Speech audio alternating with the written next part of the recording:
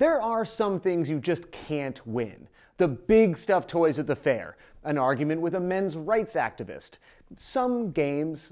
And yet there are those who refuse to accept defeat and make attempts to beat the deliberately unbeatable.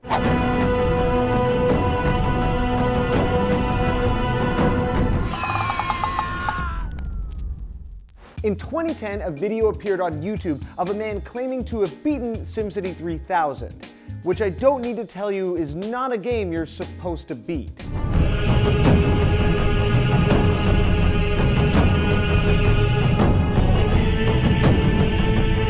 Vincent O'Caslow spent 4 years designing the perfect city.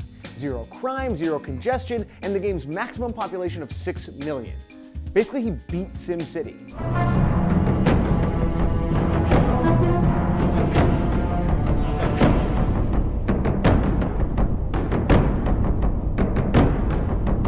There may be no schools or hospitals or fire stations, but there are plenty of libraries and no congestion on the subway, which is nice, but not especially useful when every disaster possible strikes at once.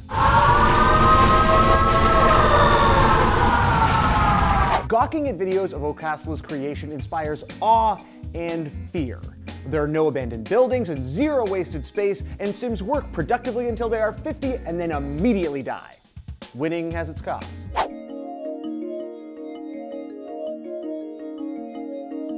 SimCity was not designed to be won, though, so it takes an especially creative mind to build a city that effectively beats that game.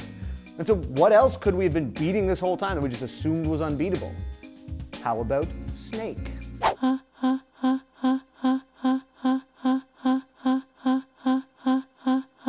That was the first game I ever played on a cell phone, and that's about how far I ever got, because my hands and brain are idiots. Some people are just blessed.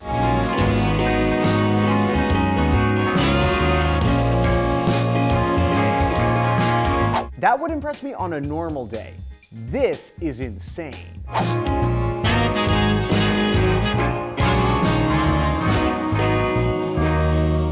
Watching that from start to finish basically gives me a heart attack. So a game of Free Cell to calm the nerves, perhaps?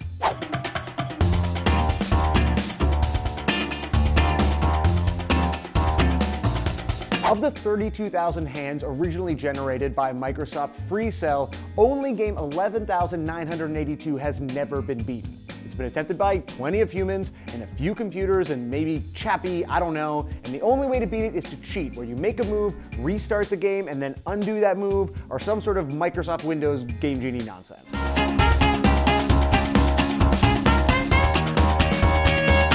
Of course, Tetris used to be one of those unwinnable games. No matter how good you were, eventually there were just too many damn bricks.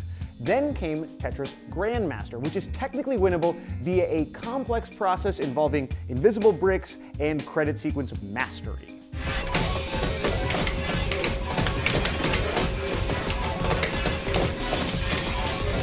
Until January 2015, only 5 players, all inside Japan, had achieved Grandmaster status. And then Kevin Burrell came along. What are you looking for here at the end? The yellow one.